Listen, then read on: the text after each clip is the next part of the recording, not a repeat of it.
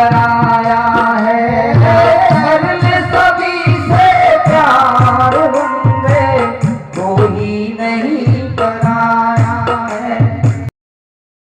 जो जिला अभी नया बना है वहां पर मैं रहता हूं। अभी छत्तीसगढ़ के कार्यक्रम में गया हुआ था। हमारी साध्वी बहन सुश्री राधा साहेब जी जो कि एटा जिला में रहते हैं कबीर आश्रम में, वहां पर मुझे आमंत्रित किया। मैं परसों आया, वहां का भव्य कार्यक्रम था। इन्होंने कहा साहब जी हमारे मैनपुर जिला में एक कार्यक्रम है, 1 दिन का कार्यक्रम है, आप थोड़ा समय निकाल करके आइएगा और उस कार्यक्रम में आकर के कुछ सत्संग कीजिएगा। मुझे भी सौभाग्य मिला, आज आप सबके बीच में आया हूं।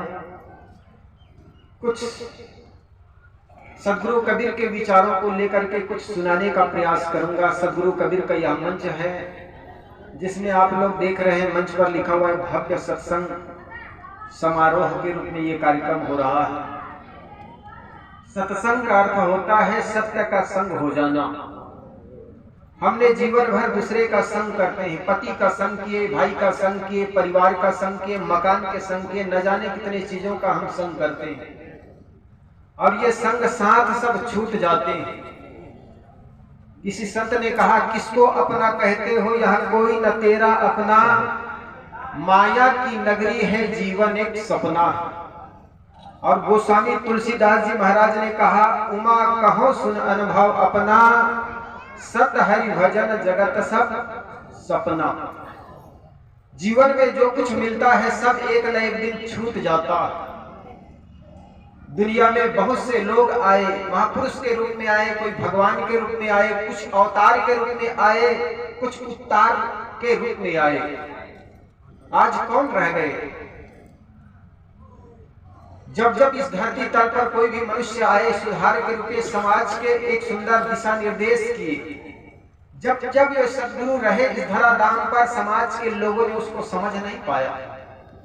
सदगुरु कबीर भी आए, उनको कितने लोग समझ पाए? जब उनका शरीर नहीं रह गया तो उनके शरीर को दाग देने के लिए, जलाने के लिए हिंदू लड़ने लगे और मुसलमान उनके शरीर को दफनाने के लिए वो कह रहे थे कि हमारे गुरु है। हिंदू कह रहे थे सदगुरु कबीर हमारे गुरु है और मुसलमान कह रहे थे कि ये सदगुरु कबीर हमारे पीर है। तो जब तक सदगुरु संत होते हैं तब तक कोई समझ नहीं पाते और जब इस धराधाम से चले जाते हैं उनके प्रति हम आंसू बहाते हैं। उसी प्रकार जिस प्रकार हमारे पास हमारे माँ बाप होते हैं उनकी कीमत हम समझ नहीं पाते और जब वे चले जाते हैं ना तो उनकी मूर्ति के नीचे, उनके फोटो के नीचे अगरबत्ती धूप बत्ती करते चले जाते हैं। और इसके करने से आपके माँ बाप को क्या मिल पाएगा? इसलिए माता पिता अगर पास में है तो उनकी कीमत समझे। जिस माँ बाप ने न जाने कितनी कठिनाई उठा करके बाल बच्चों को पालते हैं, पोसते हैं और वही माँ बाप बूढ़े हो जाते हैं तो तिरस्कृत कर देते हैं। अरे घर के आंगन में कोई झाड़ हो, वो झाड़ भले फल न दे लेकिन छाया तो देता है ना। इसी प्रकार घर में बूढ़ी माँ हो, बूढ़ी दादी हो, बूढ़े पिता हो लेकिन पैसा कमा करके न लाता हो, लेकिन उस घर में अगर खखार उनकी गुंजती है ना तो उस घर में कभी कोई चोर प्रवेश नहीं कर सकता। इसलिए आपके घर में अगर बड़े बुजुर्ग हैं उनका सम्मान करो, आदर करो। और आप अगर आदर और सम्मान करोगे तो वही आपको लौट करके मिलेगा, क्योंकि आप भी अपने बच्चे से यही चाहते हैं कि हमारा बेटा हमारा सम्मान करे, आदर करे। किसी संत ने कहा था वही तुमको मिल रहा है जो कि पहले से दिए हो, उसी का फल सामने है, शुभ अशुभ जो कुछ किए हो। महाराज राम भी जैसे कर्म किए थे उनका फल उनको भोगना पड़ा, ऐसा कहा जाता है। आप लोगों ने सुना होगा महाराज राम ने बाली को छुप करके मारा तो उसके परिणाम में महाराज राम कृष्ण हो गए और बाली व्याध बना। सबको अपने कर्मों का फल भोगना पड़ा है, चाहे कोई भगवान हो या इंसान हो, कोई छूटा नहीं है। माँ सीता के लिए कहा गया कि गर्भवती की अवस्था में उनको निकाला गया तो उनके पहले की घटना कोई पंडित या संत जन ग्रंथों में लिखते हैं कि कहा जाता है उस समय की बात है जब सीता की ब्याह नहीं हुई थी, शादी नहीं हुई थी, और राजा जनक की नंदिनी पुत्री जनकपुर में पुष्प की वाटिका में बैठ करके झूला झूल रही थी। मारो बात तो समझ में आ रही है, हिंदी बोल रहा हूं, कोई मरवाड़ी तो नहीं बोल रहा हूं।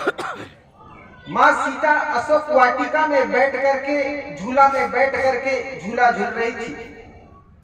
ऐसे समय में एक तोता और तोती झाड़ में बैठे हुए थे। उस समय तोती जो है गर्भवती अवस्था में थी और आपस में ये ज्ञान चर्चा कर रहे थे कि ये राज जनक नंदिनी जो झूला में बैठी हुई है ये सीता है। अयोध्या से कोई नारी, कोई महाराज राम आएंगे, राजकुमार राम आएंगे, उनके साथ उनका विवाह होगा। ये ज्ञान की चर्चा तोता अपनी पत्नी तोती को सुना रहे थे। ये सारी बात सीता के कानों में पड़ गई। सीता ये बात समझने लगी, लगता है ये तोता तो बिल्कुल भविष्यवक्ता है, मेरे भविष्य की बात ये तोता जानता है। तो अपने नौकर से, अपने जो सेवक था उनको कहा ये तोता को पकड़ो, ये तो लगता है बड़े भविष्यवक्ता है। तोता को पकड़ा गया और पिंजरे में रख दिए गए। तोता से सीता पूछती है कि बता तोता तुम मेरे बारे में क्या जानते हो। तोता ने कहा कि मैं इतना ही जानता हूं कि राजकुमार राम आएंगे अयोध्या नगरी से, उनके साथ तुम्हारा विवाह होगा, तुम्हारी शादी होगी। इससे ज्यादा और कुछ नहीं जानता हूं मैं। लेकिन सीता को ऐसे लगने लगा कि ये तोता सब कुछ जानता है। पूछने की दृष्टता की पूछती रही, बता बता तू और क्या जानते हो। तोता सिर पटकते रह गए कि देवी मैं और कुछ नहीं जानता हूँ, मेरी पत्नी तोती गर्भावस्था अवस्था में है और ऐसे समय में पति की बड़ी आवश्यकता पड़ती है। अगर मैं अपनी पत्नी के लिए दाना पानी की व्यवस्था ना करूं तो वे तड़प तड़प के मर जाएंगे। लेकिन सीता उसको छोड़ी नहीं और कहा जाता है तोती तड़प तड़प के जान दे दी, इधर तोता तड़प तड़प के जान दे दी। और आदमी किसी आदमी को सताओगे, किसी जीव को सताओगे, भले वो कुछ ना बोले, वो शराब ना दे, लेकिन आह लग जाती। आप भी कभी देखना अपने घर में, अपने परिवार में, पड़ोस में किसी आदमी को सताओगे ना बिना कुछ किए, उनका आह लग जाती, आपके घर में गरीबी आ जाएगी। और कई बार देखना जिसकी आपने सुंदर सेवा की है, बूढ़ी माँ को मरते दम तक आपने सेवा की है, उनके चरणों में तेल लगाए, कभी मालिश कर दिया, और माँ, बूढ़ी माँ अगर हंसते हंसते इस दुनिया से विदा हो गई ना, और वो ऐसे आशीर्वाद दे जाते हैं, बेटा अंबानी बन जाता है, बेटा बड़े आदमी बन जाता है। इसलिए कभी किसी की उपेक्षा मत करना, किसी की अपमान मत करना, जीवन में सुख चाहते हो। तो सीता उस तोते के पीड़ा को समझ नहीं पाई और तोता तड़प तड़प के अपनी जान दे दी, उधर तोती अब तड़प तड़प के जान दे दी अपने पति की वियोग। और उसी के परिणाम में कहा जाता है सीता को गर्भावस्था में राम त्याग कर देते हैं, त्याग देते हैं। इसलिए सदगुरु कबीर ने भी कहा, इसकी सुंदर पद कहा उन्होंने, आपन कर्म मेटो जाई, कर्म का लिखा मिटे धाव कैसे, जो युग कोटि सिराई। गुरु वशिष्ठ मिली लगन सोधायो, सूर्य मंत्र एक दिन्हा, जो सीता रघुनाथ विवाही पल एक संचन किन्हा। पार्वती को नारद मुनि को बदन छिपायो किन्हो, कपि को स्वरूपा, शिशुपाल की भुजा उपारी, आप भय हरि ठूठा। पार्वती को बांझ न कहिए, ईश्वर न कहिए भिखारी, कहें कबीर कर्ता की बातें, कर्म की बात निनारी। सदगुरु कबीर इसमें कर्म सिद्धांत की बात जोर देते हैं। आप तो सोचते हैं भगवान का नाम ले लेंगे हमारा पाप कट जाएगा, ऐसे होता है ना। कई बार हम सोचते हैं हमारे जीवन में कोई पाप हो गया है, जैसे किसी ने चोरी कर लिया, फिर पाप क्या है इसको समझना चाहिए। हम तो सोचते हैं पाप कोई शरीर का पसीना होगा, मल होगा, और चल करके गंगा नदी में नहा लेंगे, पाप कट जाएंगे, ऐसी धारणाएं होती लोगों को। लेकिन पाप कोई शरीर का मल नहीं है।